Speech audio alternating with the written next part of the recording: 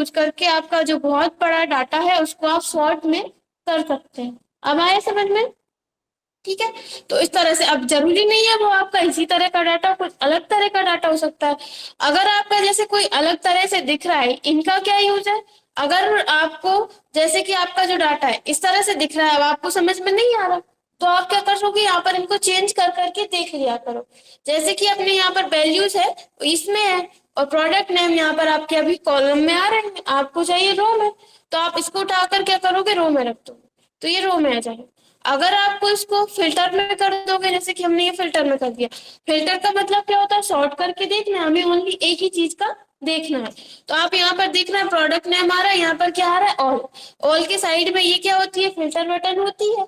आप इस पर क्लिक करेंगे, आपके जितने भी यहाँ पर ये एसी लैपटॉप मोबाइल सब बता रहा है, आप क्या करोगे, एसी पर क्लिक करोगे, ओके कर दोगे, तो ओनली आपको एसी का बताएगा कि 30,000 की है और इस पर डिस्काउंट आप इतना दे रहे हो। ठीक है। इस तरह से आप करके देख लेना, नहीं आए तो हम एक बार और बता देंगे। आया समझ में? ठीक है। अब इसके बाद इसमें अगला है यहाँ पर रिकमेंडेड पाइवट टेबल। इसका क्या है, देखिए इस पर क्लिक करते हैं तो डायरेक्ट अपन को ये दूसरी चीज पर पहुंचा देता है, लेकिन आप रिकमेंडेड पाइवट टेबल पर क्लिक करते हैं तो वो अपन को रिकमेंड कर रहा है कि आपको किस तरह की पाइवट टेबल बनानी है। इस टाइप की, देखिए यहाँ पर बता रहा है, या फिर इस टाइप की, या इस टाइप की, या जिस भी टाइप की लेनी है आप उस पर सिलेक्ट करिए। और यहाँ पर ये प्रीव्यू दिखा रहा है, 4-5 यहाँ पर टाइप दिए और नीचे भी दिए हैं, जो भी आपको टाइप पसंद है उस पर क्लिक करके आप ओके कर दीजिए। तो यहाँ पर ये इस तरह से आपको शो करा देगा आपका डाटा। आया समझ में? अब अगर डाटा जैसे कि आपका ज्यादा है और आपको कुछ ही डाटा सिलेक्ट करना है, तो आपको क्या करना पड़ेगा, पहले से सिलेक्ट कर लीजिए उतना ही डाटा, और इंसर्ट पर जाकर रिकमेंडेड या प्राइवेट जो भी करना है कर सकते हैं, उतना ही सिलेक्ट, जितना आपने सिलेक्ट किया था उतना ही उसने सिलेक्ट किया है। लेकिन अगर आप चाहते हैं पूरी टेबल सिलेक्ट हो जाए, बहुत बड़ी टेबल है हमारी, तो कोई भी जगह पर सिलेक्ट करने की जरूरत नहीं है, आप बस बीच में कहीं पर भी टेबल में क्लिक रहने दो। प्राइवेट टेबल पर जाओ तो वो ऑटोमेटिक पूरी टेबल आपकी सिलेक्ट कर लेती है, भले कितना भी बड़ा डाटा हो। ठीक है, कर लेंगे, आ जाएगा। अब इसके बाद अगला है टेबल। अभी अपना ये जो है टेबल में ही है, लेकिन आप देख रहे हैं कि यहाँ पर आ रहा है पावर पाइवट तक आ रहा है, आगे कोई भी वो नहीं आ रहा डिजाइन। और जब आप इसको कंट्रोल पी करते हैं, अभी अपन ने ऑल बॉर्डर किया हुआ है तो यहाँ पर बॉर्डर तो आ रही है, लेकिन ये नॉर्मली आ रहा है। आपको इसको टेबल में कन्वर्ट करना है आपका डाटा, तो आप क्या कर सकते हो, यहाँ से टेबल वाला ऑप्शन सिलेक्ट कर सकते हो।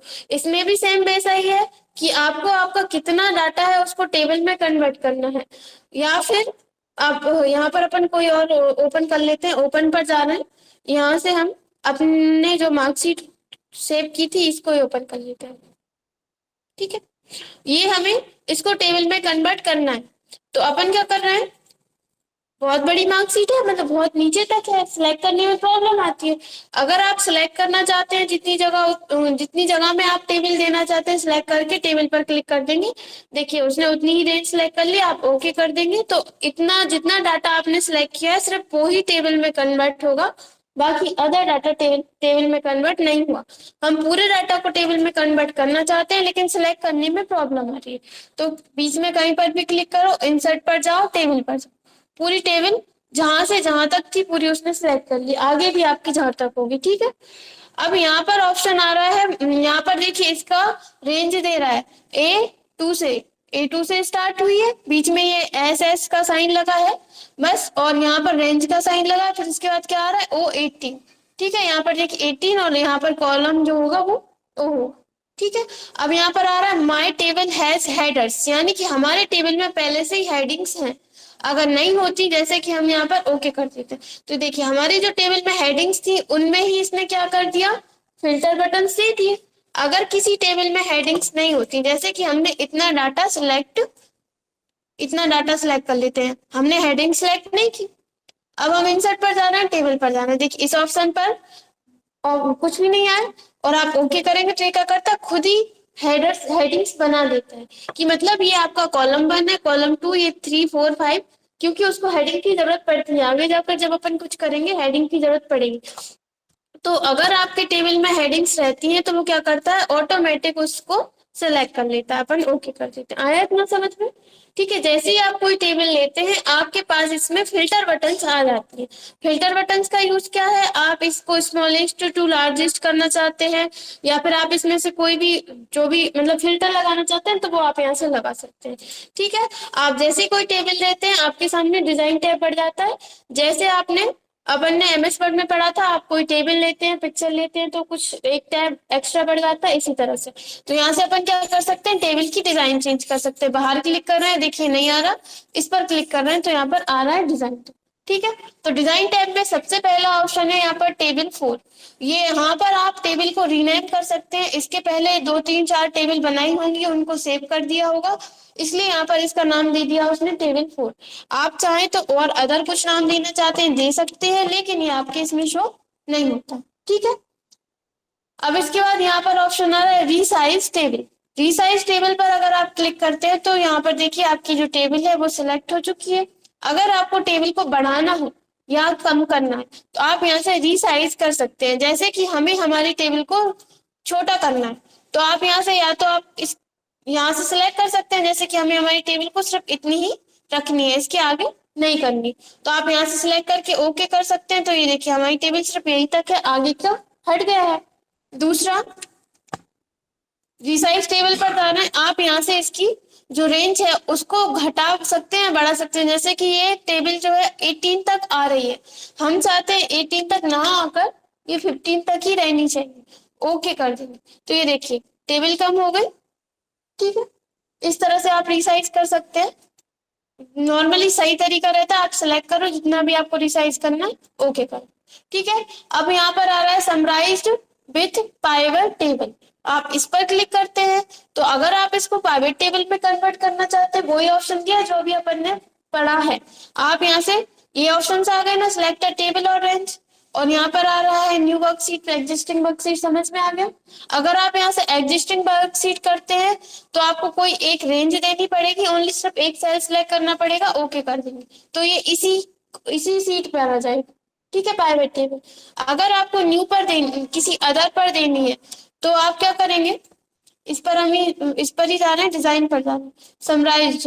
ठीक है, न्यू पर करके ओके कर देंगे तो नई सीट पर देगी। ठीक है, कर लेंगे, ओके करेंगे तो ये देखिए यहाँ पर दे दिया। जैसे कि आपको नेम के अकॉर्डिंग रोल नंबर दिए थे, अपन ने रोल नंबर पर हमने क्लिक किया, देखिए रोल नंबर कहाँ आ रहा है, वैल्यूज में। हमें एक ही रोल नंबर दिख रहा है, वो क्या कर रहा है, सभी रोल नंबर का प्लस करके दे रहा है।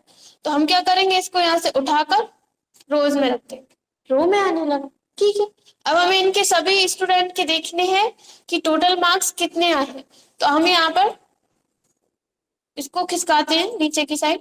ठीक है, हमें इसके टोटल, इन सभी के टोटल मार्क्स देखने हैं, तो ये देखिए टोटल मार्क्स बता रहा है, जिसका भी रोल नंबर 101 है उसके मार्क्स टोटल इतने हैं। और यहाँ पर सभी जगह पर हर कभी भी आप प्राइवेट टेबल बनाएंगे, आपके पास कोई संख्या है तो सभी का टोटल करके जरूर देता है। ठीक है, कर लेंगे, प्राइवेट टेबल आ गया ना समझ में।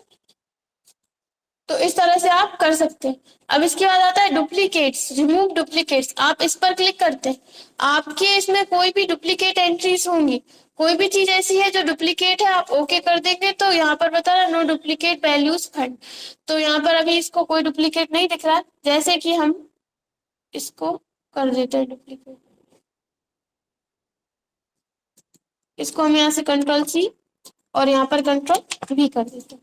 ठीक है, हम यहाँ पर जा रहे हैं डिजाइन में और रिमूव डुप्लीकेट्स पर क्लिक करेंगे, इसने पूरी टेबल सिलेक्ट कर ली।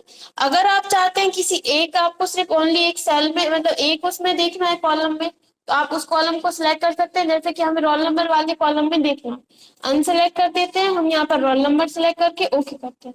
तो ये देखिए वन डुप्लीकेट वैल्यूज फाइंड बता रहा है और उसने उस वैल्यू को हटा भी दिया है। ठीक है, फाइंड एंड रिमूव्ड, और 12 यूनिक वैल्यूज है इसमें, मतलब 12 कैसी है, अलग अलग है, लेकिन एक कैसी थी, सेम थी। इसने क्या कर दिया, उसको रिमूव कर दिया। रिमूव कर दिया तो क्या हो गया, वो हट गई। अब आप करेंगे यहाँ से रिमूव डुप्लीकेट, तो यहाँ पर कोई भी नहीं बताएगा कि अब कोई डुप्लीकेट वैल्यू नहीं है। लेकिन यहाँ पर ये सिर्फ उसको अकेले को उसने रिमूव नहीं किया, कंट्रोल Z कर रहा है, इसका पूरी रो गायब कर देगा। डुप्लीकेट वैल्यू है, जैसे कि आप लगा कोई डबल 2 बार चेक करोगे से हम इसको कंट्रोल कर लेते हैं और हम यहाँ पर कंट्रोल भी कर देते हैं। ठीक है, आपको लग रहा है हमने एक ही एंट्री को 2 बार कर लिया, तो आप यहाँ से रिमूव डुप्लीकेट्स पर जाकर इसको ओके करेंगे तो ये 1 डुप्लीकेट